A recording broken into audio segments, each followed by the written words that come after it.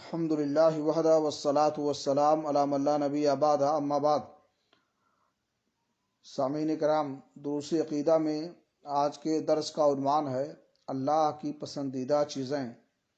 اللہ تعالیٰ نے رسولوں کو بھیج کر اور کتابوں کو نازل فرما کر بندوں کو یہ معلوم کرا دیا کہ وہ کس چیز کو پسند کرتا ہے اور کس چیز سے خوش ہوتا ہے، اور اس نے بندوں کو حکم دیا ہے، اور کس چیز کو ناپسند کرتا ہے اور کس چیز سے ناراض ہوتا ہے اس سے منع کر دیا ہے۔ اس طرح بندوں پر اللہ تعالیٰ کی ناقابل تردید دلیل قائم ہے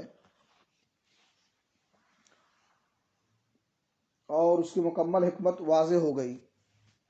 ارشاد باری تعالیٰ ہے، رسولا مبشرین و منذرین لئلا یکون للناس علی اللہ حجۃ بعد الرسل۔ اللہ تعالیٰ نے رسولوں کو بشارت دینے اور ڈرانے کے لیے بھیجا تاکہ ان کے بعد انسان کے پاس اللہ تعالیٰ پر کوئی حجت باقی نہ رہے۔ اللہ نے فرمایا، قل ان کنتم تحبون اللہ فاتبعونی یحببکم اللہ ویغفر لکم ذنوبکم واللہ غفور رحیم۔ اے نبی، آپ کہہ دیجئے کہ اگر تم اللہ سے محبت کرتے ہو تو میری اتباع کرو، اللہ تعالیٰ تم سے محبت کرے گا اور تمہارے گناہوں کو بخش دے گا، اور اللہ تعالیٰ غفور رحیم ہے۔